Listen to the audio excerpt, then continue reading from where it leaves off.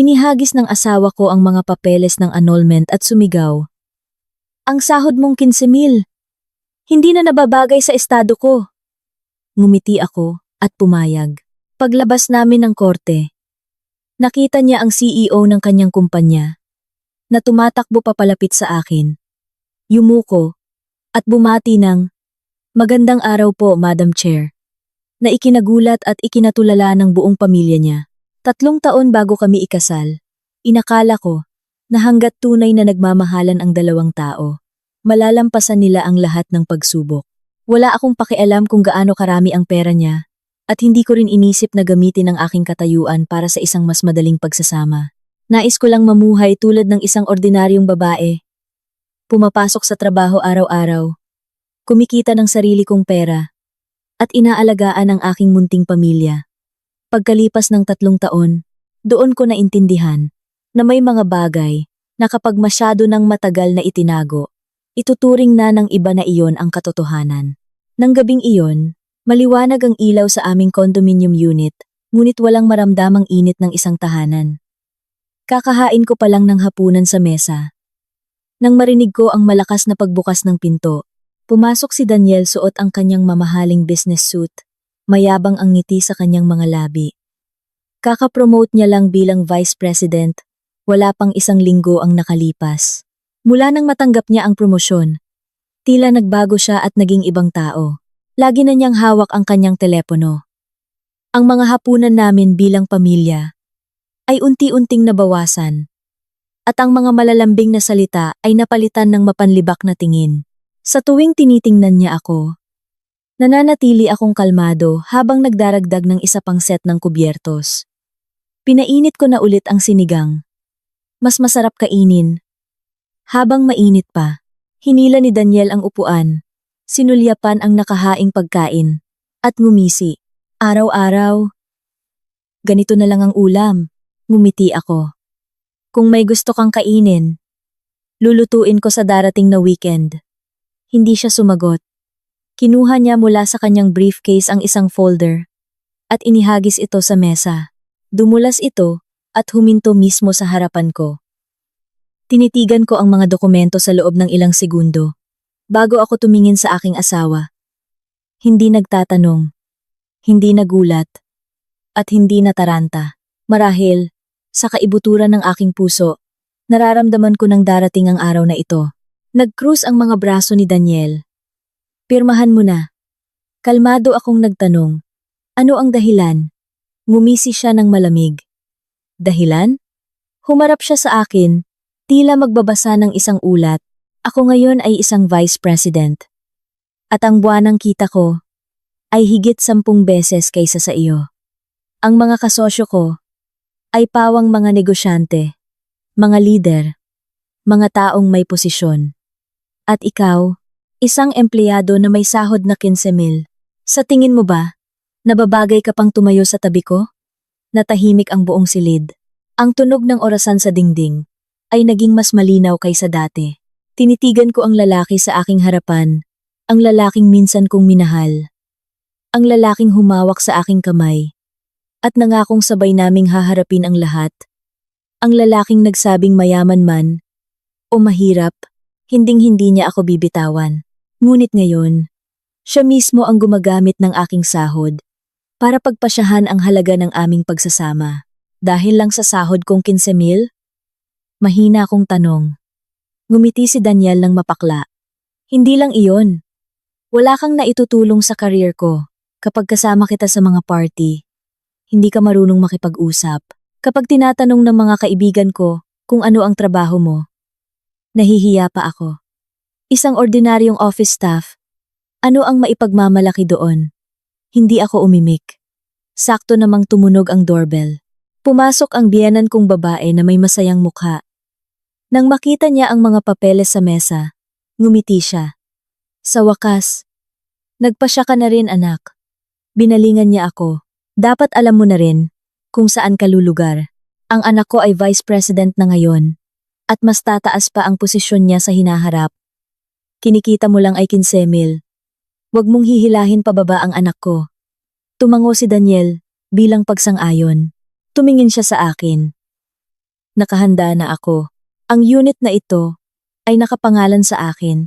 Ang kotse ay ako rin ang bumili. Ang mga gamit mo, dalhin mo. Wala akong kukunin sa iyo. At huwag ka ring kukuha ng anuman sa akin. Dahan-dahan akong tumango. Sige. Marahil, ang kalmadong reaksyon ko, ang ikinagulat nilang dalawa. Kumunot ang noo ng biyenan ko. Hindi ka man lang ba iiyak? Ngumiti ako ng bahagya. Para saan pa ang pag-iyak? Suminghal siya. Mabuti nang alam mo ang lugar mo. Huwag ka nang babalik para guluhin ang anak ko. Kinuha ko ang ballpen at binasa ng mabuti ang bawat pahina. Nagsimulang mainip si Daniel. Anba? Huwag mo nang basahin. Ipinagawa ko na yan sa abogado. Walang dapat pagtalunan. Ngunit nagpatuloy ako sa pagbabasa. Ugali ko nang hindi pumirma ng anumang dokumento, nang hindi ito sinusyuring mabuti. Pagkaraan ng 5 minuto, pumirma ako. Malinis ang aking sulat. Hindi nanginginig, hindi nag-aalinlangan. Nang matapos ang huling guhit ng ballpen, itinulak ko ang mga dokumento pabalik kay Daniel. Tumingin siya sa akin ng may pagtataka. Ganoon lang? Tumango ako. Ganoon lang. Tumawa siya ng malakas. Mabuti. Akala ko pa naman magmamakaawa ka. Mukhang alam mo na rin na hindi ka nakarapat-dapat sa akin. Tumayo ako at tahimik na pumasok sa kwarto. Ang maliit na maleta ay inihanda ko na ilang araw na ang nakalipas, ilang pirasong damit, ilang libro, isang lumang picture frame. Bukod doon, wala akong ibang dinala. Pagkalabas ko ng sala, dala ang maleta. Sinulyapan ako ng biyenan ko at ngumisi. Marunong ka pala. Huwag ka nang babalik. Tiningnan ko siya. Hindi na po ako babalik. Lalo na sa lugar na ito. Binuksan ni Daniel ang pinto. Umalis ka na. May mahalaga pa akong pulong bukas. Lumabas ako at mabilis na isinara ang pinto sa likuran ko. Walang pumigil sa akin. Walang nagtanong kung saan ako pupunta. 3 taong pagsasama. Nagtapos sa isang malakas na pagsara ng pinto. Nakatayo ako sa lobby ng kondominium. Malamig ang hangin ng gabi. Isang ordinaryong taxi ang huminto sa harap ko. Bumaba ang driver para tulungan akong ilagay ang maleta sa trunk. Umupo ako sa likod at dahan-dahang umandar ang sasakyan. Nang mawala na sa paningin ko ang gusali, saka ko kinuha ang aking telepono. Sa contacts, may isang pangalan na nakapin sa pinakataas. Tinawagan ko ito. Agad na sinagot sa kabilang linya. Isang malalim at kalmadong boses ng lalaki ang tumugon. Nakikinig po ako, ma'am. Tumingin ako sa mga ilaw ng syudad na dumadaan sa bintana. Tapos na ang lahat. Agad na naging seryoso ang boses ng lalaki. Kailangan po ba naming sunduin kayo ngayon din? Mahina akong sumagot. Hindi na kailangan. Ihanda ninyo ang pulong bukas. Simula ngayon, babalik na ako sa trabaho. Natahimik ng 1 segundo ang kabilang linya, bago sumagot ng may buong paggalang. Opo, ma'am. Ihahanda po namin ang lahat para sa pagbabalik ninyo. Pinatay ko ang telepono. Ang taxi ay tahimik na tumatakbo sa gitna ng siksikang trapiko. Sa labas ng bintana, ang siyudad ay nagniningning tulad ng dati. Tanging ang buhay ko lang ang biglang lumiko sa isang ganap na naiibang direksyon. Kinabukasan, nagising ako sa isang malawak, ngunit napakatahimik na silid. Ang sikat ng araw ay tumagos sa manipis na kurtina. Nag-iiwan ng malambot na dilaw na kulay sa sahig na kahoy. Nagtimpla ako ng kape at tumayo sa harap ng bintana. Pinagmamasdan ang hardin sa ibaba. Pagkatapos ng 3 taon, ito ang unang pagkakataon na naramdaman kong nakahinga ako ng maluwag. Kagabi, hindi ako umiyak. Hindi rin ako nawalan ng tulog. Marahil dahil ang pagsasamang iyon ay matagal nang natapos sa puso ko. Kagabi lang ito formal na tinuldukan. Inilapag ko ang tasa ng kape. Nag-vibrate ang telepono ko. Si Ana. Ang matalik kong kaibigan. Mula pa noong kolehiyo. Puno ng pag-aalala ang kanyang boses. Ayos ka lang ba? Ngumiti ako. Ayos lang. Sigurado ka? Oo. Bumuntong hininga si Ana. Alam kong darating din ang araw na ito Hindi ko lang inasahan na ganito kabilis magbabago si Daniel. Tumingin ako sa kawalan. Hindi siya mabilis na nagbago. Ngayon lang niya inilabas ang tunay niyang pagkatao. Natahimik si Ana ng ilang segundo. Kailan mo balak sabihin sa kanya ang totoo? Umiling ako na para bang nasa harap ko siya. Hindi na kailangan. Hayaan na lang natin ang mga bagay na mangyari ng kusa. Kung mamahalin ka lang ng isang tao dahil sa iyong katayuan, kahit malaman pa niya ang totoo, wala na itong saysay. Tumawa si Ana. Ikaw talaga. Kung ibang tao iyan, siguradong ipamumukha na niya ang kanyang pagkatao sa kanya. Mahinahon akong sumagot. Ano naman ang mapapala ko doon? Ang pinakamalaking pagsisisi para sa isang tao ay hindi ang patunayan mong mas mayaman ka sa kanila, kundi ang hayaan silang matuklasan na sila mismo ang nagpakawala sa pinakamahalagang bagay sa buhay nila. Pagkatapos ng tawag, nagbihis ako at minaneho ang luma kong sasakyan palayo sa mansyon. Halos 5 taon ko nang ginagamit ang kotseng ito, at ang halaga nito ay mas mababa pa kaysa sa sasakyan ni Daniel. Ngunit gusto ko ito dahil simple at hindi kapansin-pansin. Sa loob ng 3 taon naming pagsasama, inakala ni Daniel na nag-commute lang ako papasok sa trabaho. Minsan kapag nakikita niya akong may dalang sasakyan, iniisip niyang hiram ko lang sa kaibigan. Hindi ako kailanman nagpaliwanag at wala rin akong balak. Dahan-dahang tumakbo ang kotse sa pamilyar na daan. Bawat kanto ay nagpapaalala sa akin ng mga unang araw namin ni Daniel. Noon, isa lang siyang sales department head na may sahod na wala pang 40,000 piso. Nagkakilala kami sa isang maliit na coffee shop. Sobrang lakas ng ulan noon. Aksidente niyang natapunan ng kape ang damit ko at sobrang nataranta na namula ang buong mukha niya. Sorry miss, hindi ko sinasadya. Nang makita ko ang kanyang pagka-awkward, natawa na lang ako. Pagkatapos noon, kinuha niya ang numero ko para daw bayaran ang damit. Mula sa isang pagkikita, nagsimula ang lahat. Sa loob ng 1 taon naming relasyon, si Daniel ay laging masipag. Nagtatrabaho siya hanggang gabi. Patuloy na nag-aaral. At walang tigil sa pagsisikap. Ang kanyang determinasyon ang nagpaniwala sa akin na tama ang pinili kong tao. Nang mag-propose siya, tinanong ako ng aking ama. Sigurado ka na ba, anak? Tumango ako. Gusto ko siyang pakasalan dahil sa kung sino siya, hindi dahil sa pera. Ngumiti lang si tatay. Kung iyan ang desisyon mo, rerespetuhin ko. Sa araw ng aming kasal, hindi ako nag-suot ng mamahaling wedding gown. Hindi kami nag-celebrate sa isang 5-star hotel. Isang simpleng salo-salo lang kasama ang aming mga pamilya. Maging ang mga kamag-anak ni Daniel ay inakalang galing lang ako sa isang pamilyang may kaya. Walang nakakaalam sa tunay na katayuan ng aking mga magulang. Iyon din ang gusto ko. Pagkatapos naming ikasal, nanatiling masipag si Daniel. Maaga akong gumigising para magluto ng almusal. Sa gabi, hinihintay ko siyang umuwi para sa hapunan. Minsan, nag-overtime siya hanggang 11 ng gabi at nananatili akong gising para hintayin siya. Niyakap niya ako minsan at sinabing, kapag alam kong may naghihintay sa akin sa bahay, lahat ng pagod ay sulit. Naniwala akong ang pangungusap na iyon ay tatagal habang buhay. Ngunit nagsimulang magbago ang lahat pagkatapos ng unang taon. Ang kumpanyang pinagtatrabahuan ni Daniel ay biglang nagkaroon ng pagkakataong makipag-partner sa isang malaking korporasyon. Ito ay isang proyektong pinapangarap ng maraming kumpanya.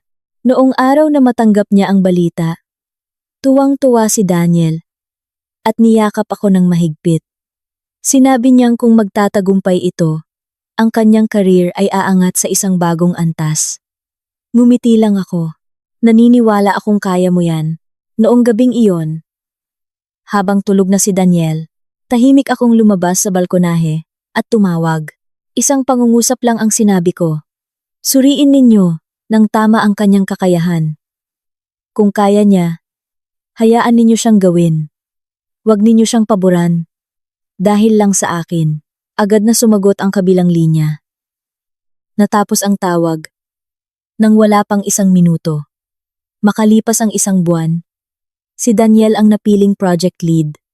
Sobrang saya niya na bumili pa siya ng cake para mag-celebrate. Hindi niya alam na ang pinal na desisyon ay ganap na nakabase sa ulat ng pagtatasa ng kakayahan na ako mismo ang humiling sa board na gawin ng patas. Mula sa proyektong iyon, nagsimulang makilala si Daniel. Sunod-sunod na magagandang oportunidad ang dumating. Sa bawat tagumpay, sinasabi niya, "Siguro, tinutulungan ako ng tadhana." Ngumingiti lang ako. Hindi tumutulong ang tadhana. May mga taong tahimik na sumusuporta sa likod mo. Ngunit hindi ko iyon sinabi. Gusto kong maniwala siyang lahat ng iyon ay dahil sa sarili niyang kakayahan. Dahil kapag naniniwala siya sa sarili niya, doon lang siya tunay na lalago. Ang kaso, kasabay ng paglagong iyon, lumaki rin ang kanyang kayabangan. Nagsimula siyang magbago ng pananamit. Magpalit ng telepono, relo, at kotse. Ang kanyang mga kaibigan ay iba na rin. Ang mga hapunan sa bahay ay dumalang, napalitan ng mga party kasama ang mga business partner. Minsan tinanong ko, "Sa weekend, bisitahin natin sina mama at papa." "Ha?" Habang nagte-text, sumagot siya, "Busy ako." Sa ibang pagkakataon, sinabi ko, "Nagluto ako ng paborito mo." Sinulyapan lang niya at sinabing, "Kumain na ako kasama ng kliyente." Unti-unti, ang mga usapan naming mag-asawa ay nauwi na lang sa ilang maiikling pangungusap. Ang sukdulan ay noong ma-promote siya bilang Vice President. Noong araw na iyon, naghanda ako ng isang espesyal na hapunan. Naghintay hanggang halos 10 ng gabi bago siya umuwi. Pagkapasok niya, ipinagmayabang niya agad. Sa wakas, nakuha ko na ang posisyong ito. Ngumiti ako at binati siya. Hindi niya ako niyakap. Hindi rin nagpasalamat. Tumayo lang siya sa harap ng salamin. Inayos ang kanyang kurbata at mayabang na pinagmasdan ang sarili. Mula sa sandaling iyon, alam kong ang lalaking kasama kong kumain ng instant noodles para makatipid ay wala na. Ang pinakamasakit ay hindi ang kanyang tagumpay, kundi ang pagsisimula niyang maniwala na ang tagumpay na iyon ay ginawa siyang mas mataas kaysa sa iba, lalo na mas mataas kaysa sa asawang kasama niya. Mula pa noong wala siyang anuman. At sa huli, ang mga salitang "ang sahod mong 15,000, hindi na nababagay sa estado ko" ay binitiwan na parang isang kutsilyong tuluyang pumutol sa 3 taon ng pagsasamang akala ko'y napakasaya. Matapos pirmahan ang mga papeles ng annulment, halos ganap na nagbago si Daniel. Kung dati ay may kaunti pa siyang pag-iingat dahil may pamilya siya, ngayon ay wala na siyang pakialam. Isang linggo pa lang matapos makumpleto ang proseso, lumitaw na sa kanyang social media ang mga larawan kasama ang isang batang babae. Ang pangalan niya ay Bianca, anak ng isang kilalang negosyante sa syudad. Maganda, elegante manamit, at sa bawat paglabas ay may dalang mga branded na bag at mamahaling alahas. Sa ilalim ng bawat larawan ay daan-daang pagbati. Lahat ay nagsasabing napakaswerte ni Daniel. Isang taong kakapromote lang bilang VP at nakahanap agad ng kasintahan na nababagay sa kanyang estado. Maraming kasamahan pa ang nagbiro. Talagang iba ang pagpili ng isang matagumpay na lalaki. May nagtanong, "Nasaan na ang dati mong asawa?" Ngumiti lang si Daniel. "Naghiwalay kami dahil hindi kami magkasundo. Isa lang siyang ordinaryong office staff. Magkaiba ang aming mga landas." Ang sagot na iyon ay mabilis na naging usap-usapan sa kumpanya. Nakarating ito sa maraming empleyado. Ang ilan na nakakakilala sa akin ay umiling na lamang. Nanghinayang sila sa 3 taong pagsasama. Ngunit walang nangahas na magsalita sa harap ng VP na pinapahalagahan ng pamunuan. Nang araw na iyon, nag-organisa ang kumpanya ng isang party para batiin ang mga bagong promote na leader. Si Daniel ay nakasuot ng bagong business suit. Ang makinang na relo sa kanyang pulso ay palagi niyang tinitingnan, na para bang sinasadyang ipagyabang sa lahat. Si Bianca ay nakakapit sa kanyang braso pagpasok sa hall. Puno ng pagmamalaki ang kanyang ngiti. Isang grupo ng mga department head ang lumapit para bumati. "Sir Daniel, ang galing ninyo talaga. Wala pa kayong 35. Pero VP na. Sigurado sa susunod ay CEO na kayo. Tumawa ng malakas si Daniel. Salamat sa tulong ninyong lahat. May isang nagtanong. Narinig namin na nagpa-annul kayo. Hindi ba kayo nang hinayang? Uminom ng alak si Daniel. Ano ang dapat ikahinyang? Kung gustong umasenso ng isang lalaki, kailangan niya ng babaeng karapat-dapat tumayo sa tabi niya. Isang taong may sahod na 15,000. Ano ang maitutulong niya? Nagtinginan ang mga tao at nakitawa. Walang nakapansin na sa dulo ng hall, isang waiter ang aksidenteng narinig ang buong pag-uusap. Nang hapong iyon, mabilis na kumalat ang kuwento sa buong kumpanya. Habang si Daniel ay nagpapakasasa sa pakiramdam ng paghanga, ako naman ay may ibang umaga. Ang luma kong kotse ay huminto sa harap ng isang gusali ng opisina na may higit 40 palapag. Ito ang pangunahing headquarters ng korporasyon. Hindi ako pumasok sa malaking lobby. Dumiretso ang sasakyan sa basement. Isang nasa katanghaliang gulang na lalaki na nakasuot ng business suit ang naghihintay na. Nang makita niya ako, agad siyang lumapit. Magandang araw po, ma'am. Tumango ako. Nandyan na ba ang lahat? Opo, ma'am. Kumpleto na po ang buong board. Pumasok ako sa pribadong elevator. Ang elevator ay may iisang pindutan lamang. Napatungo sa pinakamataas na palapag.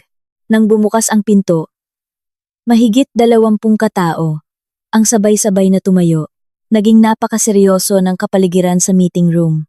Umupo ako sa gitnang pwesto. Walang nag-uusap. Walang gumagamit ng telepono. Tumayo ang kalihim. Magsisimula na po ang pulong. Sa loob ng mahigit 3 oras, sunod-sunod kong pinakinggan ang mga ulat tungkol sa kalagayan ng negosyo ng mga subsidiary, mula sa kita, tubo, pamumuhunan, hanggang sa mga plano sa pagpapalawak sa susunod na taon. Bawat ulat ay detalyadong sinuri. Sa pagtatapos ng pulong, maingat na inilapag ng CEO na si Mr. Reyes sa harap ko ang isang folder. Ito po ang ulat sa pagtatasa ng mga senior level na tauhan para sa quarter na ito. Binuksan ko ang bawat pahina. Ang aking tingin ay huminto sa isang pangalan. Daniel Cruz, Vice President for Marketing. Binasa ko ito ng mabuti. Nakasaad sa ulat. Kakayahang propesyonal. Mahusay. Etika sa trabaho. Mabuti. Ngunit sa mga nagdaang panahon, nagpapakita ng mga senyales ng pagiging kampante. Madalas na gumagawa ng mga desisyon na lampas sa kanyang awtoridad at kulang sa respeto ang pakikitungo sa mga empleyado sa ilalim niya. May mga reklamo rin tungkol sa kanyang pagyayabang sa mga partner. Isinara ko ang folder. Lahat sa silid ay nakatingin sa akin. Kalmado akong nagtanong, ito ba ay isang objektibong pagsusuri? Agad na sumagot ang HR Director. Ganap na objektibo po, ma'am. At may kumpletong ebidensya. Dahan-dahan akong tumango. Patuloy na subaybayan. Kung may mga paglabag, iproseso ayon sa regulasyon. Walang sino man ang dapat paboran. Sabay-sabay silang sumagot. Opo, ma'am. Natapos ang pulong.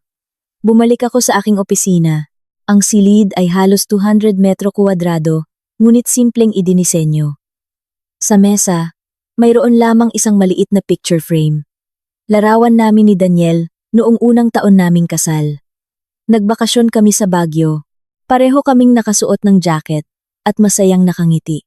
Kinuha ko ang frame at tinitigan ito ng matagal. Marahang kumatok ang aking kalihim. Ma'am, may meeting pa po kayo mamayang hapon, kasama ang mga foreign partner. Ibinalik ko ang frame sa mesa. Sige, tara na. Ang pulong ay tumagal hanggang gabi. Pag-uwi ko, nakatanggap ako ng mensahe mula kay Ana. Alam mo na ba? Ang alin? Si Daniel. Ipinapakilala na ang bago niyang girlfriend kung saan-saan. Balita ko. Ipapakilala na raw sa pamilya. Tiningnan ko ang mensahe ng ilang segundo at sumagot. Sana maging masaya siya. Tumawag agad si Ana. Hindi ka ba nalulungkot? Ngumiti ako ng bahagya. Kung nakahanap siya ng taong para sa kanya, mabuti iyon. Ang tanging pinanghihinayangan ko ay ang 3 taon ng aking kabataan na nasayang sa maling tao. Natahimik si Ana. Maya-maya, nagsalita siya. Hinihintay ko lang ang araw na malaman niya kung sino ka talaga. Siguradong mababaliw siya. Tumingin ako sa langit na unti-unting nagiging kulay ube. May mga katotohanan na hindi mo na kailangang sabihin. Darating ang tamang panahon at kusa silang lalabas. At kapag nangyari iyon, ang sakit ay mas matindi kaysa marinig ito mula sa bibig ng iba. Sa parehong oras, sa opisina ng kumpanya, si Daniel ay nakatayo sa harap ng bintana, nakatingin sa syudad. Naniniwala siyang umakyat na siya sa isang ganap na naiibang antas. Hindi niya alam na sa ilalim mismo ng kanyang kinatatayuan, bawat desisyon na may kinalaman sa kanyang karera ay sinusuri sa isang silid na pangarap niyang mapasok balang araw. Ang nakakalungkot, ang taong nakaupo sa pinakamataas na posisyon sa silid na iyon ay ang babaeng walang awa niyang minaliit. Dahil lamang sa sahod na 15,000 bawat buwan. Isang buwan matapos ang pagpirma ng annulment papers, nagpadala ang korte ng abiso sa aming dalawa para sa huling pagdinig upang makumpleto ang mga legal na pamamaraan. Noong umagang iyon, maaga akong gumising. Pinili ko ang isang simpleng cream-colored na business suit. Walang kapansin-pansing alahas. Walang makapal na makeup. Ang lahat ay eksaktong katulad ng imahe ng isang ordinaryong office worker. Iniwan ako ng driver malapit sa korte. Bumaba ako at mag-isang pumasok. Sa harap ng gate, nandoon na pala si Daniel. Kasama niya ang kanyang ina at si Bianca. Nang makita nila ako, sabay-sabay silang lumingon. Nag-cross ang braso ng biyenan ko. Marunong ka rin palang dumating sa tamang oras. Tumango lang ako ng bahagya. Magandang umaga po. Ngumiti siya ng mapakla. Huwag mo na akong tawaging ganyan. Mula ngayon, wala na tayong relasyon. Kalmado akong sumagot. Ang aking kalmadong ugali ay lalo siyang ininis. Tiningnan ako ni Bianca, mula ulo hanggang paa, na may mapanuring tingin. Ikaw pala ang dating asawa ni Daniel? Ngumiti ako. Oo, mahinang tumawa si Bianca. Nakuwento ka na sa akin ni Daniel. Akala ko magmamakaawa ka pa. Hindi ko inasahang ganoon, kabilis kang pumayag. Tiningnan ko ang batang babae. Bawat isa sa atin ay may karapatang pumili ng sarili nating buhay. Kung ayaw na nating magkasama, normal lang na maghiwalay. Tila nagulat si Bianca. Marahil hindi niya inasahan ang ganoong kahinahong sagot. Sumingit si Daniel. Tama na yan. Oras na. Pumasok na tayo. Sa wakas, formal nang ibinaba ng korte ang pinal na desisyon para sa aming annulment matapos ang mahaba at nakakapagod na proseso. Tinawag kami ngayong umaga para tanggapin at pirmahan ang Decree of Declaration of Absolute Nullity. Dahil walang pagtatalo sa ari-arian at walang anak, naging madali ang huling hakbang. Tiningnan kami ng clerk of court, sabay abot ng mga dokumento. Pinal na po ang desisyon ng hukom. Maaari na po kayong pumirma. Para sa huling record, walang pag-aalinlangan kung kinuha ang ballpen at pumirma. Tumango rin si Daniel at mabilis na gumuhit ng kanyang pangalan. Tinanggap ko ang mga dokumento, tumayo, at bahagyang yumuko para magpasalamat.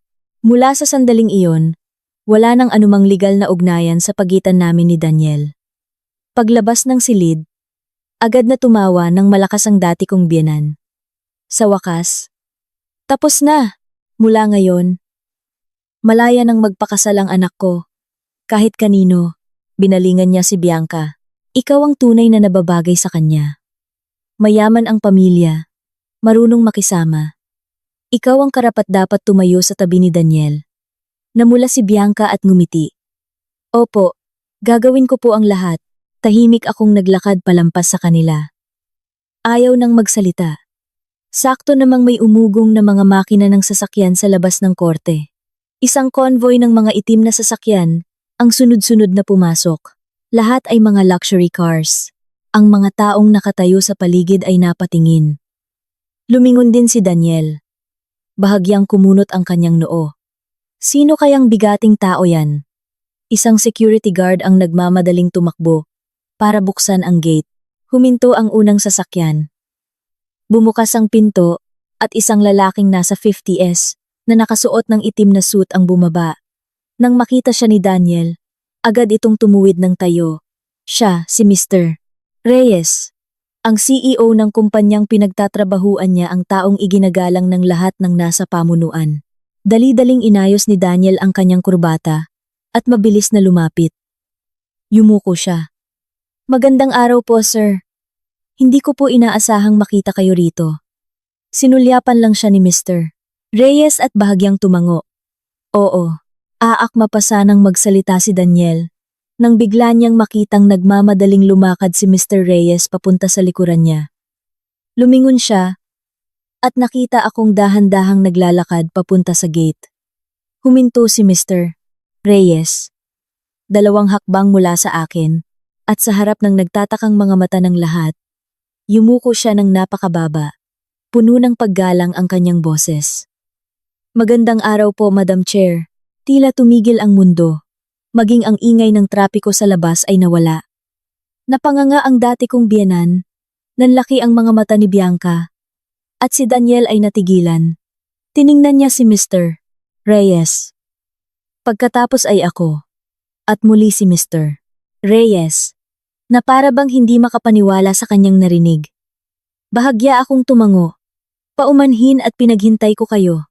Agad na sumagot si Mr. Reyes. Hindi po, ma'am. Kami po ang dumating ng maaga. Nakahanda na po ang sasakyan. Magsisimula ang board meeting sa loob ng 4 na minuto. Ngumiti ako. Tara na. Sa sandaling iyon, isang pila ng mga lalaking nakasuit ang sabay-sabay na bumaba mula sa mga sasakyan sa likod. Lahat sila ay pumila sa 2 hanay. Habang naglalakad ako, bawat isa sa kanila ay yumuko. Magandang araw po, Madam Chair. Ang sabay-sabay na pagbati ay ikinagulat ng lahat. Ang ilang tao na kalalabas lang ng korte ay napatigil. Tumingin sila sa akin ng may pagtataka. May kumuha pa ng telepono para kumuha ng video. Doon lang natauhan si Daniel. Nagmamadali siyang lumapit. Sandali, ikaw. Ikaw ang chairwoman? Huminto ako at dahan-dahang lumingon sa kanya na may kalmadong tingin. Utal-utal si Daniel. Imposible. Isa ka lang office staff. Paanong? Ang sahod mong 15,000. Tinitigan ko siya sa mata. Mahina ngunit malinaw ang aking boses. Hindi ako kailanman nagsinungaling sa iyo. Totoong tumatanggap ako ng sahod na 15,000. Iyon nga lang. Hindi iyon ang kabuuan ng aking kita. Tila nawalan ng balanse si Daniel. Umatras siya ng isang hakbang. Putlang-putla ang mukha. Tiningnan ako ni Bianca. At binalingan si Daniel. Sabi mo isa lang siyang ordinaryong empleyado. Paulit-ulit na umiling si Daniel. Hindi. Hindi ko rin alam. Sumingit ang dati kong biyenan. Siguradong may pagkakamali. Paanong magiging chairwoman ang babaeng ito? Lumingon si Mr. Reyes sa kanya. Seryoso ang boses. Walang anumang pagkakamali. Siya ang chairwoman ng korporasyon.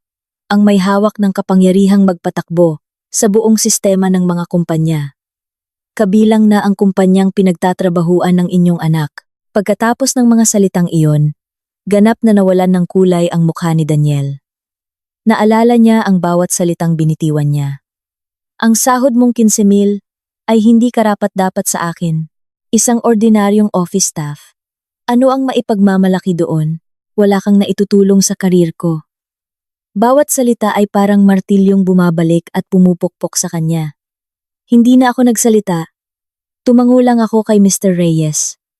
Sumakay kami sa kotse. Dahan-dahang umalis ang convoy sa korte. Sa likod ng madilim na salamin, nakita kong nakatayo pa rin si Daniel sa gitna ng malawak na espasyo, hindi gumagalaw.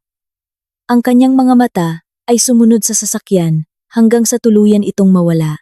Marahil, sa unang pagkakataon sa loob ng 3 taon, napagtanto ng lalaking laging mayabang sa kanyang posisyon na ang babaeng kanyang minaliit ay hindi kailanman nasa likuran niya.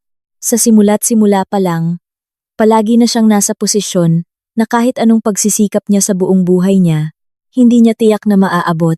Ang sasakyang nagdala sa akin ay wala pang 5 minuto nang umalis sa korte nang ang dating maingay na lugar ay naging magulo. Si Daniel ay nanatiling hindi gumagalaw. Ang kanyang mga mata ay nakasunod sa convoy hanggang sa ang huling sasakyan ay mawala sa kanto. Marahang hinawakan ni Bianca ang kanyang braso. Daniel, ayos ka lang?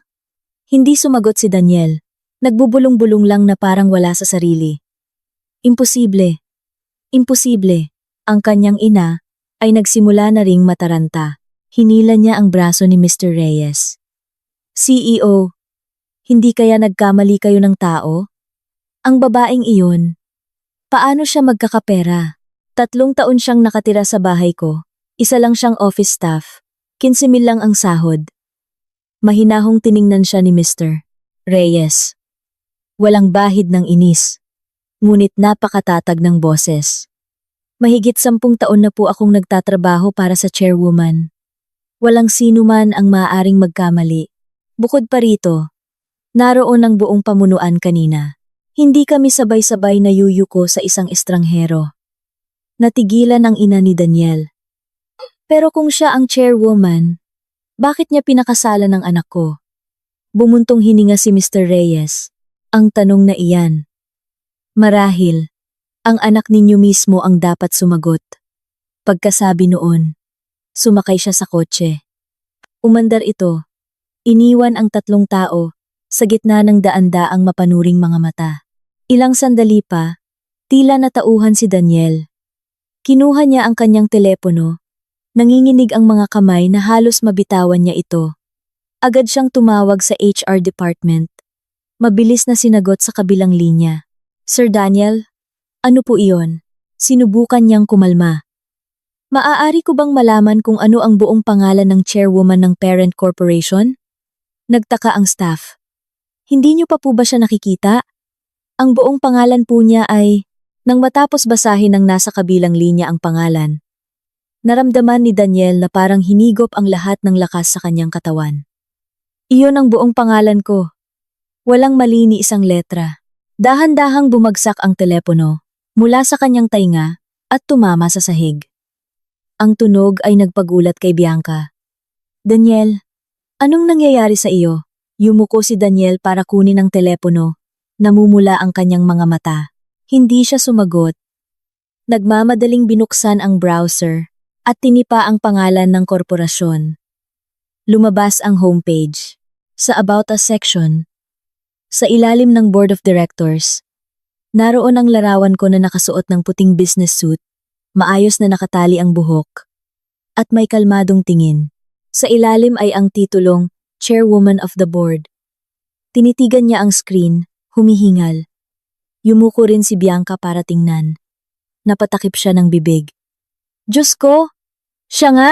Inagaw ng ina ni Daniel ang telepono. Paulit-ulit niyang tiningnan ang larawan at nauutal. Hindi. Imposible. 3 taon. 3 taon siyang nanirahan sa bahay natin. Araw-araw maagang gumigising para magluto. Araw-araw pumapasok sa tamang oras. Paano? Paanong nangyari ito? Ipinikit ni Daniel ang kanyang mga mata. Nagsimulang bumalik sa kanyang isipan ang mga alaala. Ang unang araw na nakilala niya ako, sa maliit na coffee shop, suot ang simpleng damit, na may maamong ngiti, noong araw na nag-propose siya. Isang pangungusap lang ang sinabi ko. Hanggat totoo ka, wala na akong ibang kailangan. Sa araw ng kasal, dumating ang mga magulang ko, sakay ng isang ordinaryong kotse. Hindi marami ang bisita, simple lang ang lahat. Noon, ipinagmalaki pa niya sa mga kaibigan na ang asawa niya ay hindi materyalosa, hindi humingi ng malaking dote, hindi nag-demand ng grandeng selebrasyon. Ngayon niya naisip, hindi sa ayaw ko, kundi dahil hindi ko kailangan, ang isang taong nasa tuktok na, ay hindi na kailangang patunayan na mayaman siya. Naalala niya ang maraming pangyayari. Minsan, nanganganib na mawala sa kumpanya ang isang napakalaking kontrata. Halos sumuko na ang pamunuan. Ngunit kinabukasan, biglang nagbago ng isip ang kliyente. Hindi lang nagpatuloy sa kontrata, kundi dinagdagan pa ang halaga nito. Noong araw na iyon, tuwang-tuwa si Daniel at niyakap ako. Sinabi niyang siguro'y mahal siya ng Diyos. Ngumiti lang ako noon. Oo, Magpatuloy ka lang sa pagsisikap at magiging maayos ang lahat. Ngayon niya naintindihan. Hindi ang Diyos, kundi ako. May isa pang pagkakataon, nagkaroon ng internal selection para sa isang project lead. Maraming mas may karanasan kaysa sa kanya. At inakala ng lahat na wala siyang pag-asa. Ngunit sa huli, siya ang napili. Ipinagyabang niya sa akin.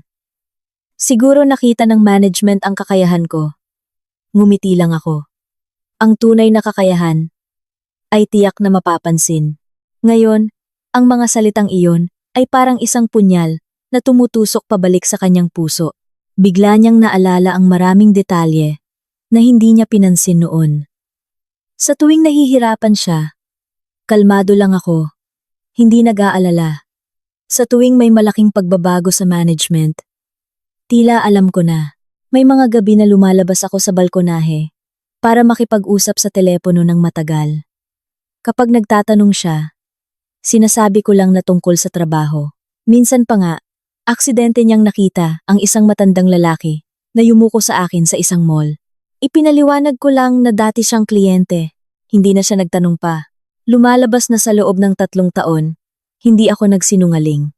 Siya lang ang hindi kailanman nag-abalang alamin. Palagi niyang ipinapalagay na ang isang babaeng nakasuot ng simpleng damit, pumapasok sa trabaho sa tamang oras, at kumikita ng 15,000, ay tiyak na isang ordinaryong tao. Ang bulag na kumpiyansang iyon ang nag-udyok sa kanya na huwag pansinin ang napakaraming hindi pangkaraniwang bagay. Mahinang nagsalita si Bianca. Daniel, bakit? Bakit hindi mo siya tawagan? Baka patawarin ka pa niya. Tiningnan ni Daniel ang screen ng telepono. Nanginginig ang daliring binuksan ang contact list. Naroon pa rin ang pangalan ko. Ang profile picture ay ang asul na langit na ginagamit ko sa loob ng maraming taon. Huminga siya ng malalim at pinindot ang call button. Nagring ito ng tuloy-tuloy. 1, 2, 3 beses. Pagkatapos, automatikong natapos ang tawag. Walang sumagot. Tumawag siya sa pangalawang pagkakataon. Isang maikling voice message lang ang lumabas. The number you have dialed cannot be reached. Natigilan si Daniel. Alam na alam niya. Hindi nakapatay ang telepono ko. Ang numero niya ang nablock. Sa unang pagkakataon sa loob ng 3 taong pagsasama, naramdaman niya ang agwat. Sa pagitan nilang dalawa, hindi na agwat ng damdamin, kundi agwat ng isang pintong tuluyan ng isinara. Sa kabilang dako, ang sasakyan ko ay papasok na sa basement ng headquarters. Tiningnan ko ang screen ng telepono na ilang beses umilaw. Paulit-ulit na lumalabas ang pangalan ni Daniel. Tahimik kong pinindot ang block contact at ibinaba ang telepono. Sumulyap ang driver sa rearview mirror. Ma'am, may kailangan po bang gawin tungkol kay Sir Daniel? Tumingin ako sa labas ng bintana. Kalmado ang boses. Hindi na kailangan. Hayaan lang na umayon ang lahat sa tamang proseso. Kung may kakayahan siya, hayaan siyang magpatuloy. Kung wala, huwag siyang panatilihin dahil sa anumang dahilan. Bahagyang tumango ang driver. Opo, ma'am. Dahan-dahang huminto ang kotse sa harap ng pribadong elevator. Bumaba ako.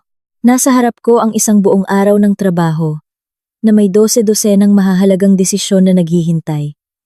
At sa aking likuran, isang lalaki ang sa wakas ay napagtanto na ang nawala sa kanya ay hindi lamang isang asawa, kundi ang taong tahimik na ginamit ang buong puso para itaguyod ang kanyang karera sa loob ng 3 mahabang taon. 3 araw matapos ang paghaharap sa korte, ang kwento tungkol sa misteryosong babaeng binati ng CEO ay kumalat na sa buong kumpanya. Walang nakakaalam ng buong detalye. Ngunit sigurado ang lahat na ang aking pagkatao ay hindi simple.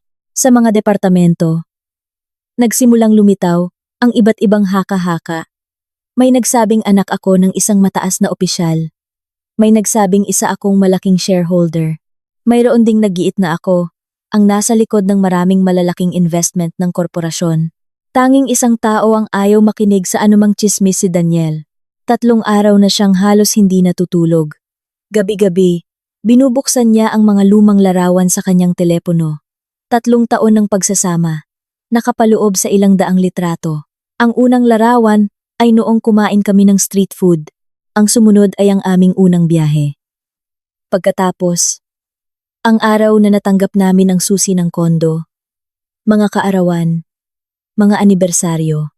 Sa bawat larawan, laging malambing ang aking ngiti, puno ng tiwala ang mga mata ko habang nakatingin sa kanya. Biglang naalala ni Daniel ang isang pangyayari noong 2nd taon namin. Noong panahong iyon, dumaan ang kumpanya sa isang mahirap na yugto. Bumaba ang kita, sunod-sunod ang pulong ng pamunuan, at kumalat ang tsismis ng tanggalan. Umuwi si Daniel noon, na pagod na pagod. Umupo siya ng tahimik sa sofa. Walang ganang kumain. Dinalhan ko siya ng isang basong maligamgam na tubig. May problema ba? Bumuntong hininga siya. Mukhang mawawala sa kumpanya, ang pinakamalaking kontrata ngayong taon. Kung mabigo kami, mahirap kong mapanatili ang posisyon ko bilang department head. Umupo ako sa tapat niya. At marahang nagtanong, kung bibigyan ka ng isa pang pagkakataon, magagawa mo ba ng mas mahusay? Walang pag-aalinlangan si Daniel. Sigurado. Naniniwala ako sa kakayahan ko. Ngumiti ako. Kung ganoon, maghanda ka lang ng mabuti. Baka bukas may magandang balita. Kinabukasan, tulad ng sinabi ko, biglang pumayag ang kliyente na bumalik sa negosasyon. Hindi lang iyon, hiniling pa nilang si Daniel mismo ang mamahala sa proyekto. Noong araw na iyon, sobrang saya niya at niyakap ako ng mahigpit. Ikaw talaga ang swerte ko. Kapag nandyan ka, lahat ng bagay ay nagiging maayos. Ngumiti lang ako. Kung tunay mong mahal ang isang tao, gugustuhin mong magtagumpay siya. Noong panahong iyon, hanggang ngayon niya lang naintindihan. Noong gabing iyon, matapos siyang matulog, umupo ako sa aking study room ng halos 2 oras. Hindi para manood ng pelikula o magbasa ng libro, kundi para dumalo sa isang online meeting kasama ang investment committee. Ako mismo ang humiling na suriing muli ang buong proyekto. Binasa ko ang bawat ulat, bawat numero, bawat plano. Sa huli, isa lang ang hiling ko. Kung may kakayahan si Daniel, bigyan siya ng patas na pagkakataon. Hindi kailangan ng pabor. At huwag din siyang tanggalin dahil sa anumang personal na dahilan. Pinatunayan ng resulta na kaya niya talaga. Iyon ang dahilan kung bakit lagi akong panatag, ngunit hindi ko iyon kailanman ikinuwento sa kanya. Gusto kong maniwala siyang ang tagumpay na iyon ay ganap na nagmula sa kanyang sarili. Dahil ang isang lalaki ay tunay lamang na nagiging matatag kapag natututo siyang tumayo sa sarili niyang mga paa. Ang nakakalungkot, ang tiwalang iyon ay unti-unting naging kayabangan. Sa bawat promosyon, iniisip niyang karapat-dapat siya. Sa bawat malaking kontratang napipirmahan, naniniwala siyang mas magaling siya sa iba. Hanggang sa araw na naging vice president siya, nagsimula siyang tumingin sa mga tao nang may ibang mata, lalo na sa akin. Habang si Daniel ay abala sa mga alaala, sa pinakamataas na palapag ng headquarters, pinamumunuan ko ang isang board meeting. Sa malaking screen ay ang plano para sa restructuring ng buong sistema sa susunod na 3 taon. Pagkatapos ng halos 2 oras na talakayan, lahat ng mahahalagang punto ay naaprubahan. Natapos ang pulong at isa-isang umalis ang mga tao, kami na lang ni Mr. Reyes ang naiwan. Dahan-dahan niyang inilapag sa harap ko ang isang asul na folder. Ito po ang karagdagang ulat tungkol sa subsidiary. Binuksan ko ito at muling nakita ang pamilyar na pangalan. Daniel Cruz. Kalmado kong binuklat ang bawat pahina. Bukod sa mga profesional na pagtatasa, mayroon ding maraming feedback mula sa mga empleyado. May nagsabing madalas na sinisigawan ni Daniel ang kanyang mga tauhan. May nagreklamong pabor siya sa mga taong marunong sumipsip. May nagsabing nagsisimula na siyang maliitin ang mga empleyadong may mababang posisyon.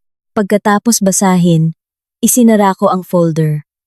Maingat na nagtanong si Mr. Reyes. Mayroon po ba kayong anumang utos, ma'am? Tiningnan ko siya. Kalmado pa rin ang boses. Wala, gawin lang ang tamang proseso. Kung totoo ang mga reklamo, parusahan ayon sa regulasyon. Tumango si Mr. Reyes. Naiintindihan ko po. Tumayo siya para umalis, ngunit biglang huminto. May isang bagay po akong gustong itanong. Tumingin ako sa kanya. Sabihin mo, kung sa simula pa lang po ay sinabi niyo na ang inyong pagkatao, marahil ay naging iba ang lahat. Ngumiti ako ng bahagya. Mr. Reyes, sa tingin mo ba, ang isang taong minamahal ka lang dahil sa iyong posisyon ay karapat-dapat pang panatilihin? Nag-isip siya ng malalim at dahan-dahang umiling. Hindi po. Tumingin ako sa labas ng bintana. Ang syudad ay nakalatag sa ilalim ng sikat ng araw.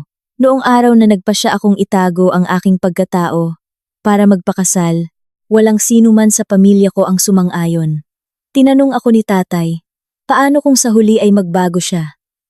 Sumagot ako, kung ganoon, malalaman kong nagkamali ako ng pinili. At least hindi ko gugugulin ang buong buhay ko sa isang taong ang mahal lang ay ang yaman ng pamilya natin. Bumuntong hininga lang si tatay.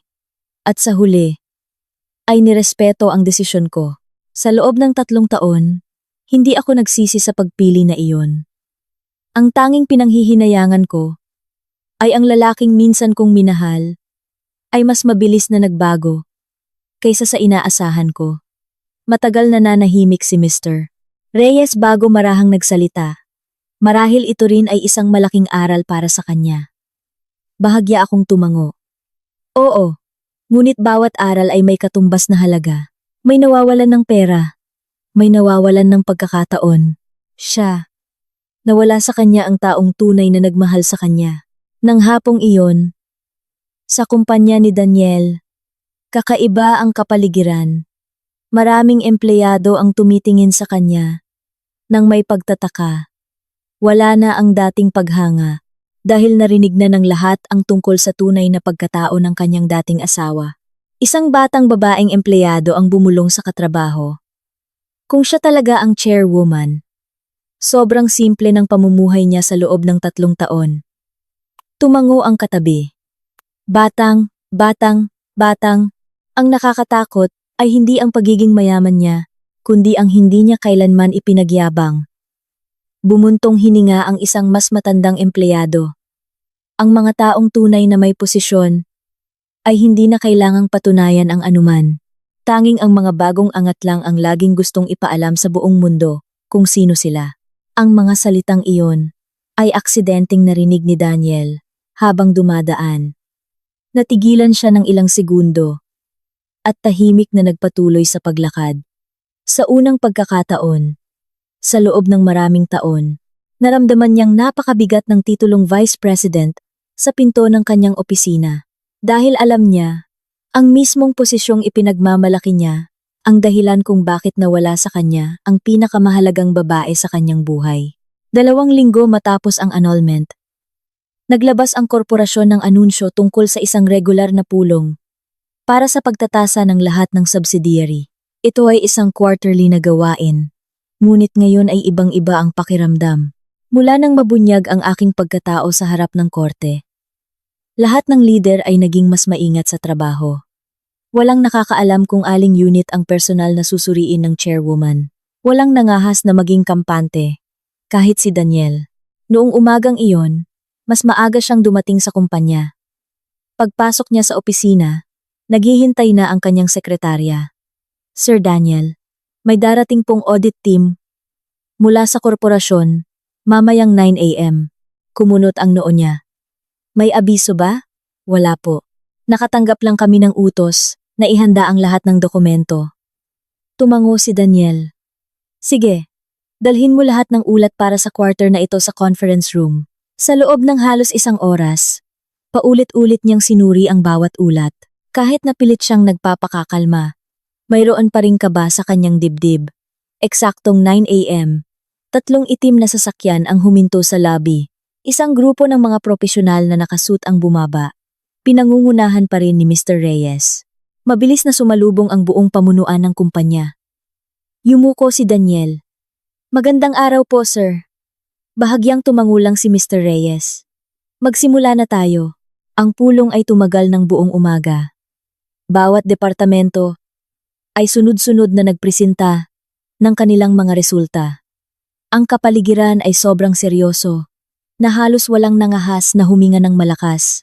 Nang dumating ang bahagi ni Daniel, tumayo siya at kalmadong ipinresinta ang buong plano sa negosyo. Ang mga numero ng paglago, ang mga bagong kontrata, at ang mga nakamit na tagumpay. Katatapos lang niya nang magsalita ang isang auditor mula sa team. Mr. Cruz, kung maaari, nais kong itanong, sa nakalipas na 6 na buwan, ang rate ng mga empleyadong humihiling na mailipat mula sa iyong departamento ay tumaas ng halos 40%. Ano ang paliwanag mo rito? Natigilan si Daniel, marahil dahil sa bigat ng trabaho. Binuklat ng auditor ang folder. Ayon sa isang anonymous survey, karamihan sa mga empleyado ay nagrereklamo sa iyong paraan ng pamamahala. Madalas mo raw sinisigawan ang mga nasa ilalim mo sa harap ng maraming tao. Hinuhusgahan ang mga empleyado batay sa personal na damdamin. At ilang beses na nagbitiw ng mga salitang mapanlait. Sinubukan ni Daniel na manatiling kalmado. Naging mahigpit lang ako para mapabuti ang kanilang trabaho. Dahan-dahang itinulak ni Mr. Reyes ang isang folder sa harap niya. Buksan mo at tingnan mo. Binuklat ni Daniel ang bawat pahina. Lahat ay mga ulat ng mga komento ng empleyado. May mga email, may mga transcript ng pulong, kung saan malinaw na nakasulat ang kanyang mga sinabi. Kung hindi mo kaya, mag-resign ka. Maraming gustong pumasok dyan. Kakaunti na nga lang ang sahod. Demanding pa. Kung gusto mong irespeto, magpakita ka ng halaga. Bawat salita ay nagpabago sa kulay ng mukha ni Daniel. Hindi niya inasahan na ang mga salitang akala niya'y ordinaryo lang ay naitala ng buo. Nagsalita ang isang miyembro ng board. Ang isang leader ay maaaring maging mahigpit, ngunit hindi niya maaaring yurakan ang dignidad ng kanyang mga empleyado. Yumuko si Daniel. Tatanggapin ko po ang puna. Nagpatuloy ang isa pa. Hindi lang iyon. Sa aming pagsusuri, natuklasan din naming kusa kang nagpasya sa ilang gastusin na lampas sa iyong autoridad.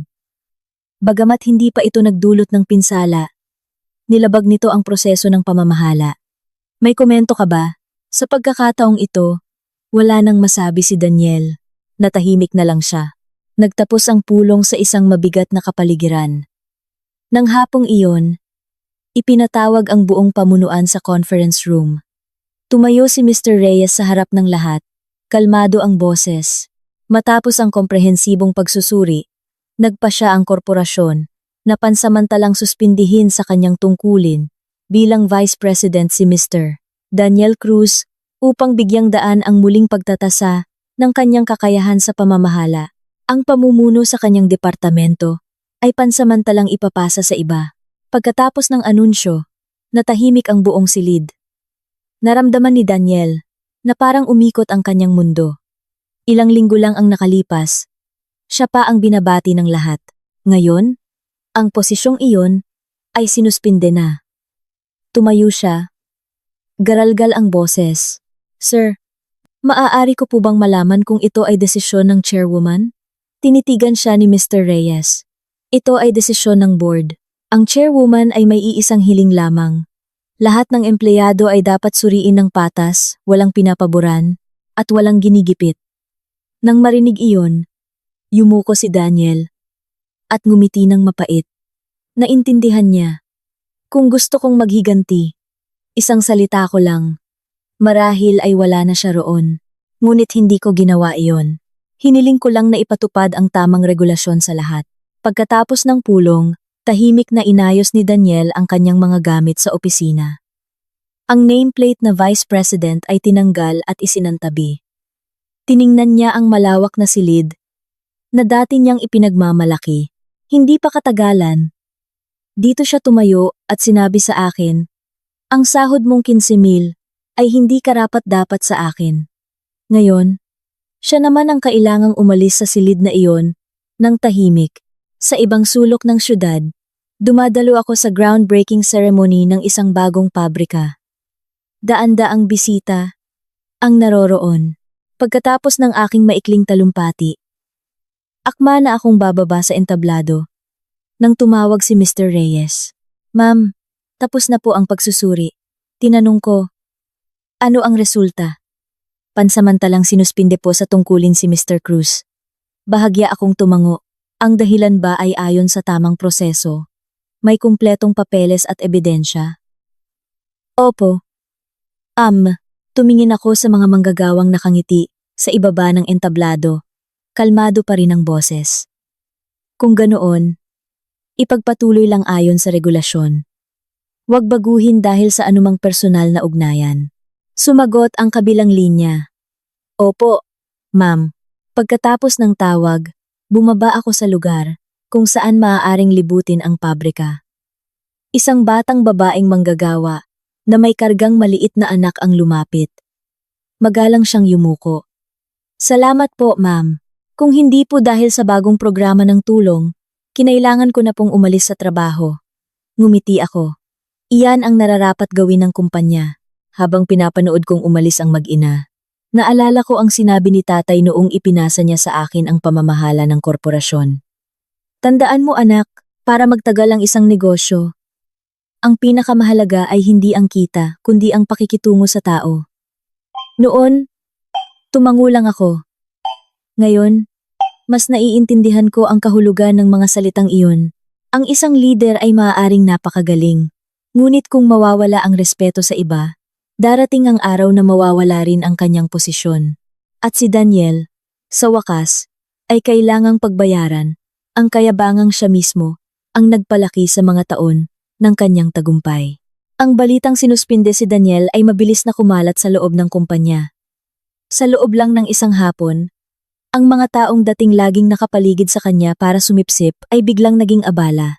Sa tuwing nagkakasalubong sila sa hallway, tumatango lang sila at nagmamadaling umalis. Wala nang mga imbitasyon para sa tanghalian, wala nang mga tawag para manggumusta, at wala nang nag-aalok na magdala ng dokumento sa kanyang opisina para magpalakas. Sa unang pagkakataon, naramdaman ni Daniel ang lamig ng pakikitungo ng mga tao. Nang hapong iyon, lumabas siya ng kanyang opisina. Dala ang isang kahon ng mga personal na gamit, isang group picture, ilang notebook, isang tasa, na may pangalan niya lahat ay kasya sa isang maliit na kahon. Sakto namang dumaan ang dalawang batang empleyado.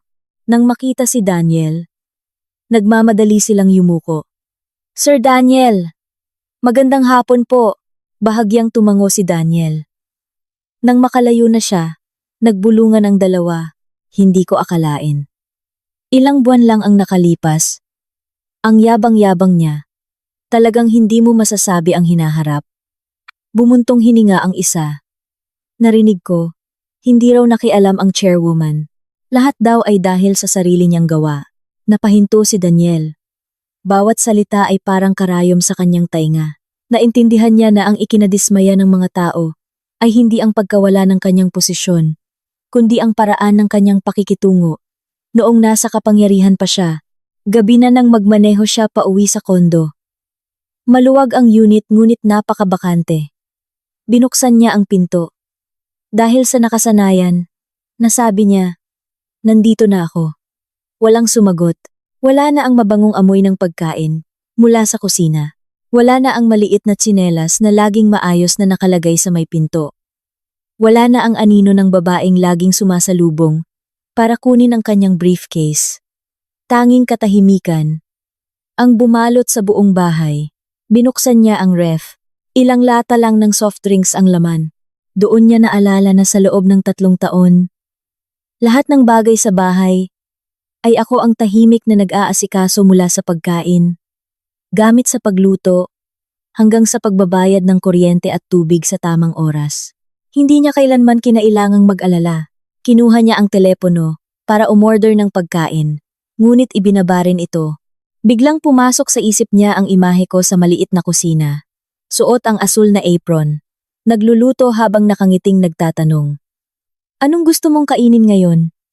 Maanghang o hindi? Noon, madalas ay pabalang siyang sumasagot. Kahit ano.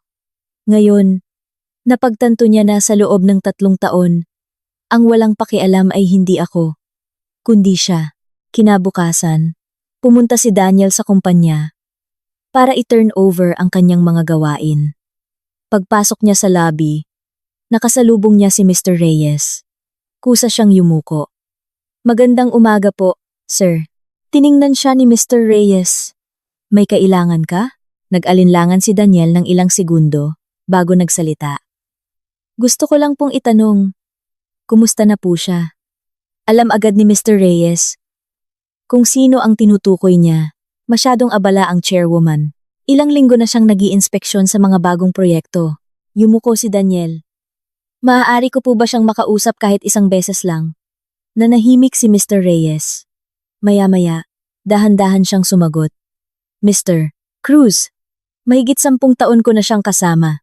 Ito ang unang pagkakataon na nakita ko siyang mag-ukol ng ganoong kalaking damdamin para sa isang tao. Sa loob ng 3 taon, gaano man siya kaabala, lagi niyang tinatanong ang sitwasyon ng trabaho mo. Hindi para paboran ka, kundi para masigurong patas kang sinusuri. Minsan kang nagkamali, siya mismo ang humiling na panatilihin ang parusa. Minsan kang nagtagumpay, siya rin ang humiling na kilalanin ang iyong kakayahan. Lahat ng ginawa niya ay para lang makatayo ka sa sarili mong mga paa. Natigilan si Daniel. Nagpatuloy si Mr. Reyes. Ngunit ang isinukli mo ay ang mga salitang, ang sahod mong 15,000 ay hindi karapat-dapat sa akin para tapusin ang inyong pagsasama. Kung ikaw ang nasa posisyon niya, madali mo ba siyang mapapatawad? Yumuko si Daniel. Mahigpit na ikinuyom ang mga kamay. Wala na akong mukhang maihaharap. Bumuntong hininga si Mr. Reyes. May mga paghingi ng tawad na madaling sabihin, ngunit may mga sugat na nangangailangan ng mahabang panahon para maghilom. Pagkasabi noon, umalis siya. Iniwan si Daniel na nakatayo sa gitna ng lobby. Kasabay nito, katatapos ko lang ng inspeksyon sa isang bagong branch. Papauwi na ang sasakyan nang tumawag si Ana. Alam mo ba? Pinuntahan ako ni Daniel kahapon. Nagulat ako. Pinuntahan ka? Oo. Tinanong niya ang address mo. Hindi ko sinabi. Ngumiti ako. Salamat. Bumuntong hininga si Ana. Iba na itsura niya ngayon. Pumayat.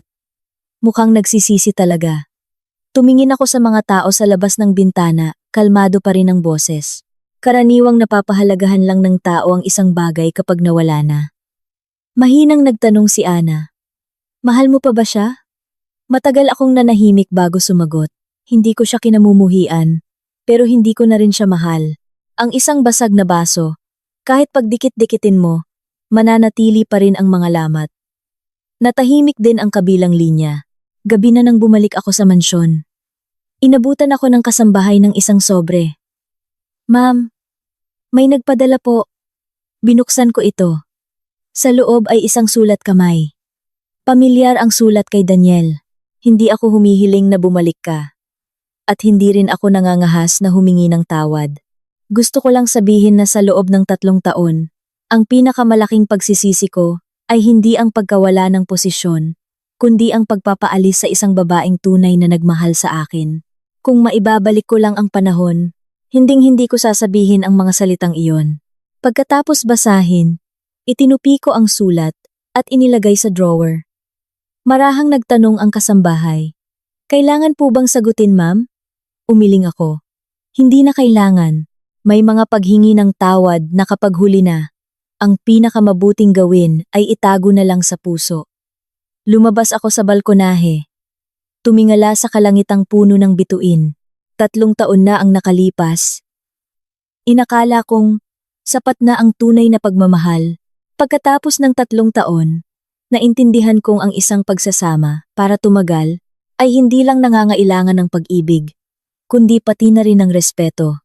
Kapag sinimulan ng sukatin ng isang tao ang halaga ng kanyang kabiyak, gamit ang pera, posisyon, o katayuan, ang pagsasamang iyon ay matagal nang tapos. Hindi lang nila parehong inamin. 3 buwan ang lumipas. Opisyal na inihayag ng korporasyon ang plano nitong pumasok sa sektor ng green technology. Ito ang pinakamalaking proyekto sa loob ng maraming taon. Dose-dosenang mga kumpanya, lokal at dayuhan, ang nakipagtulungan. Sa araw ng paglulunsad ng proyekto, puno ang malaking hall ng mga bisita, mga kinatawan, strategic partners, mamamahayag, at investors. Lahat ay maagang dumating. Umakyat ako sa entablado, suot ang isang simpleng puting business suit. Walang mamahaling alahas. Walang magarbong pagpapakilala.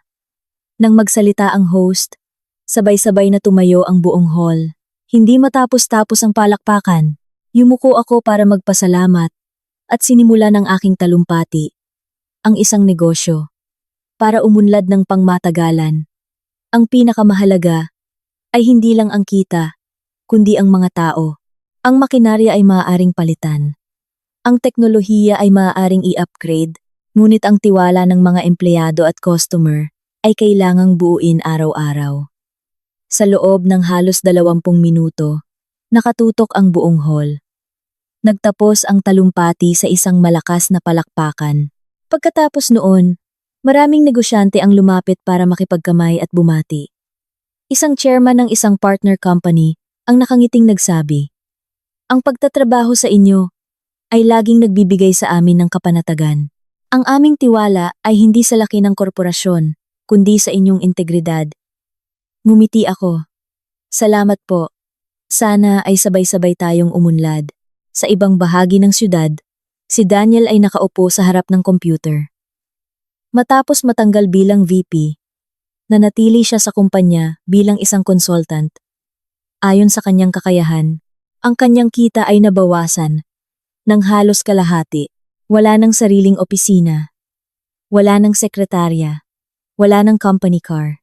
Lahat ay bumalik sa dati, tulad noong nagsisimula pa lang siya. Sa tanghalian, isang batang kasamahan ang nagdala ng baon at umupo sa tabi niya. "Sir Daniel, napanood niyo na po ba ang balita?" "Anong balita?" Ipinakita ng kasamahan ang telepono. Nasa screen ang seremonya ng paglulunsad ng proyekto. Ang larawan ko, habang nagsasalita, ay nasa lahat ng pahayagan sa negosyo. Matagal na tinitigan ito ni Daniel, walang imik. Bumuntong hininga ang batang empleyado. Narinig ko. Napakabait daw ng chairwoman sa mga empleyado. Noong isang taon, binawasan daw niya ang bonus ng management para dagdagan ang pondo para sa mga manggagawa. Bihira ang nakakagawa niyan. Bahagyang tumango si Daniel. "Oo nga," ngumiti ang empleyado. Hindi ko pa siya nakikita sa personal, pero hinahangaan ko siya. Habang tumataas ang posisyon, lalong nagiging mapagkumbaba. Iba sa maraming bagong angat lang, na minamaliit na ang iba. Nang marinig iyon, dahan-dahang yumuko si Daniel sa kanyang baunan. Bigla niyang naalala ang maraming hapunan noon. Gaano man ako ka-late, lagi akong naghihintay. Minsan, kapag malamig na ang pagkain, tahimik ko itong iinitin. Minsan, kapag nagagalit siya dahil sa trabaho, tahimik lang akong nakikinig. Hindi kailanman nanunumbat. Akala niya noon, natural lang iyon. Nang mawala na, doon niya naintindihan na walang sino man ang may obligasyong maging mabuti sa iyo habang buhay. Nang hapong iyon, nakatanggap si Daniel ng abiso mula sa HR. Magpapadala ang kumpanya ng isang grupo ng mga espesyalista sa bagong pabrika para pag-aralan ang proseso ng pamamahala. Kasama ang pangalan niya sa listahan. Kinabukasan, pumasok ang sasakyan ng grupo sa industrial park. Ang bagong pabrika ay malawak, moderno, at malinis. Ang pinakagulat ng lahat ay ang maluwag at maaliwalas na kantina na may iba't ibang pagkain. Isang babaeng staff ang nagpaliwanag, ito po ay direktang utos ng chairwoman. Sabi niya, dahil pagod ang mga manggagawa, dapat masarap ang kanilang pagkain. Sumunod ang daycare, health clinic, at pahingahan para sa mga nag-overtime. Lahat ay kumpleto sa gamit. Isang miyembro ng grupo ang nagsabi, ibang-iba talaga sa ibang lugar. Ngumiti ang tour guide. Laging sinasabi ng chairwoman, kung gusto mong mag-alay ng serbisyo ang mga empleyado, dapat munang marunong silang irespeto ng kumpanya. Tahimik na naglalakad sa likod si Daniel. Bawat salitang naririnig niya ay nagpapabigat sa kanyang puso. Naalala niya ang mga pagkakataong sinigawan niya ang kanyang mga tauhan at ang panahong minaliit niya ang sariling asawa dahil sa sahod nitong 15,000. Lumalabas na ang isang tunay na leader at ang babaeng nagmamay-ari ng lahat ng ito ay hindi kailanman naging arogante tulad niya. Nasa itaas na sana siya, pero siya mismo ang pumutol sa sarili niyang hagdan. Sa pagtatapos ng tour, dinala ang grupo sa hardin sa likod. Doon, may isang batong may nakaukit na mga salita. Ang pinakamalaking yaman ng isang kumpanya ay hindi nasa mga gusali, kundi nasa mga taong magkakasamang nagtatayo nito. Sa ibaba ay ang aking pirma. Matagal na binasa ito ng mga tao. Isang matandang empleyado ang nagsabi, sa isang pangungusap na ito, sapat na para maintindihan kung bakit umuunlad ang korporasyon ngayon. Dahan-dahang hinawakan ni Daniel ang mga salita. May bumara sa kanyang lalamunan. Sa unang pagkakataon, naintindihan niya na sa loob ng 3 taon, ang laging sinusubukang ituro sa kanya ay hindi kung paano kumita ng mas maraming pera, kundi kung paano maging isang mabuting tao. Ang nakakalungkot, nang maintindihan niya ito, ang taong gustong magturo sa kanya ay wala na sa tabi niya. Dapit hapon, pumunta ako sa pabrika para suriin ang progreso. Pagbaba ko ng sasakyan, daan-daang empleyado ang sabay-sabay na yumuko. Ngumiti ako bilang tugon. Sa bawat lugar na dinadaanan ko, humihinto ako para manggumusta. Mahirap ba ang trabaho? Kumusta ang pagkain ngayon? May kulang pa ba sa dormitoryo? Masayang sumasagot ang lahat. Mula sa malayo, tahimik na nakatingin si Daniel. Ilang metro lang ang pagitan namin, ngunit hindi siya lumapit. Naintindihan niya na ang tunay na agwat ay hindi ang daan sa harap niya, kundi ang mga bagay na nawala sa kanya. Dahil sa kanyang kayabangan, yumuko siya ng napakababa, hindi para makita ko, kundi bilang isang paghingi ng tawad sa babaeng minsan ay buong katapatang nagmahal sa kanya. Ako naman, nagpatuloy sa paglakad, kalmado, panatag, at hindi lumingon, dahil may mga landas na kapag nalagpasan mo na, ang pinakatamang gawin ay hindi ang manghinayang, kundi ang ipagpatuloy ang pamumuhay ng karapat-dapat sa iyong mga pinili. 3 taon matapos ang aming opisyal na paghihiwalay, malaki na ang ipinagbago ng syudad. Mga bagong urban development, mga bagong pabrika, at ang korporasyon ay lalo pang lumakas. Ang kita ay patuloy na nagtatala ng mga record. Maraming proyektong panlipunan ang inilunsad sa buong bansa. Noong umagang iyon, ginanap sa National Convention Center ang taunang business forum. Mahigit 1,000 delegado ang dumalo mula sa malalaking negosyante, mga kinatawan ng asosasyon, hanggang sa mga eksperto sa ekonomiya. Ako ang huling tagapagsalita. Paghinto ng sasakyan, naghihintay na ang mga organizer. Isang kinatawan ang mabilis na lumapit. Magandang araw po, Madam Chair. Handa na po ang lahat. Pumasok na po kayo sa hall. Bahagya akong tumango. Salamat. Sa loob ng hall, nagniningning ang mga ilaw. Daan-daang kamera ang nakatutok sa entablado. Pagkatapos ng pambungad na pananalita, magalang na ipinakilala ng host. At ngayon, malugod po nating inaanyayahan ang chairwoman of the board ng korporasyon para magbahagi. Walang tigil ang palakpakan. Umakyat ako sa entablado, tumingin sa mga upuan sa ibaba, at biglang napahinto ang aking tingin sa isang pamilyar na mukha si Daniel. Nakaupo siya sa lugar para sa mga bisita ng isang partner company. 3 taon na ang lumipas. Mas payat siya ngayon. Mas seryoso ang mukha. Wala na ang dating kayabangan. Wala na ang mapagmataas na tingin. Tanging ang kahinahunan ng isang taong dumaan sa maraming pagsubok. Sa sandaling nagtama ang aming mga mata, bahagya siyang yumuko. Ngumiti lang ako ng bahagya at nagpatuloy sa aking talumpati. Halos 30 minuto ang lumipas at natapos ang forum. Isa-isang lumapit ang mga negosyante para makipagkamay. Sakto namang paalis na ako nang marinig ko ang isang pamilyar na boses sa likuran. Sandali lang po, lumingon ako. Si Daniel ay nakatayo ilang hakbang mula sa akin. Nakasuot siya ng simpleng suit. May hawak na lumang briefcase. Huminto siya. Hindi nangahas na lumapit pa. May sapat na distansya sa pagitan namin, hindi masyadong malayo, ngunit hindi na rin kasing lapit ng dati. Huminga siya ng malalim. Salamat. Tiningnan ko siya. Para saan? Ngumiti siya ng malungkot. Dahil 3 taon na ang nakalipas, hindi mo ginamit ang iyong kapangyarihan para sirain ang buhay ko. Kung ginusto mo noon, marahil wala na akong pagkakataong tumayo rito ngayon. Hinayaan mo lang mangyari ang nararapat sa mga ginawa ko. Sa loob ng 3 taon, ngayon ko lang naintindihan kung ano ang pagiging patas. Kalmado akong sumagot. Iyon ang prinsipyo ng korporasyon, hindi dahil sa iyo. Bahagyang tumango si Daniel. Alam ko, kaya lalo kong nakikita kung gaano ako kasama. Yumuko siya ng napakababa, mabagal ang boses. Inakala kong pera at posisyon ang nagtatakda ng halaga ng isang tao. Inakala kong ang sahod na 15,000 ay hindi karapat-dapat tumayo sa tabi ko. Ngunit tinuruan ako ng buhay ng isang aral. Ang tunay na halaga ng isang tao ay nasa kanyang pagkatao, hindi sa numero sa kanyang sahod. Nanahimik ako. Ang paghingi ng tawad na iyon, 3 taon na ang nakalipas, marahil ay ikinaiyak ko.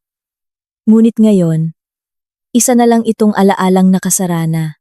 Kinuha ni Daniel mula sa kanyang briefcase ang isang maliit na kahon. Ito ang wedding ring. Itinago ko ito sa loob ng 3 taon. Ngayon, gusto ko na itong ibalik sa iyo. Inilagay niya ang kahon sa isang kalapit na mesa.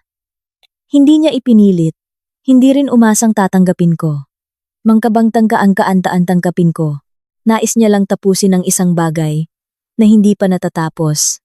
Tiningnan ko ang kahon ng ilang segundo at dahan-dahang binuksan bago pa rin ang singsing, ngunit wala na itong kahulugan tulad ng dati.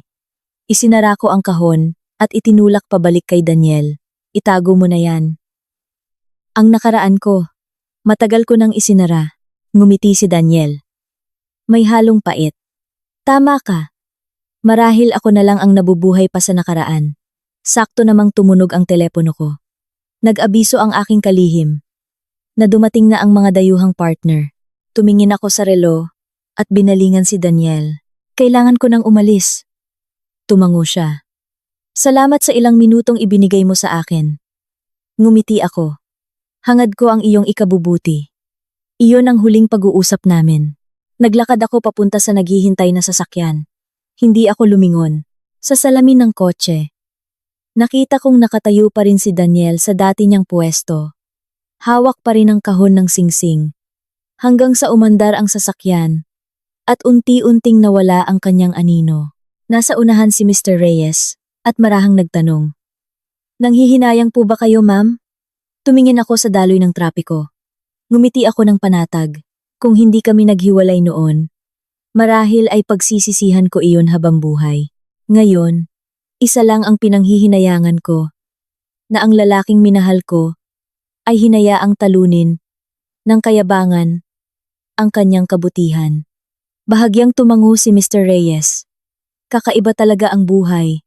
Tumingin ako sa maaliwalas na langit sa unahan at marahang sumagot, hindi. Napakapatas ng buhay. Ang taong marunong magpahalaga ay mananatiling may kaligayahan. Ang taong minamaliit ang mga bagay na mayroon siya. Darating ang araw na matututo siyang mamuhay kasama ang pagsisisi. Dahan-dahang sumanib ang sasakyan sa siksikang trapiko.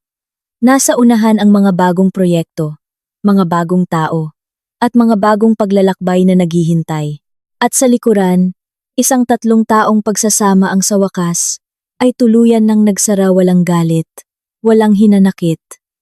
Tanging isang aral na dadalhin naming dalawa sa natitirang bahagi ng aming buhay. Huwag kailanman husgahan ang halaga ng isang tao batay sa sahod na tinatanggap niya ngayon. Dahil ang nagbibigay ng antas sa isang tao ay hindi kailanman ang posisyon o pera, kundi ang pagkatao at ang respeto para sa mga taong tapat na naging bahagi ng kanyang buhay.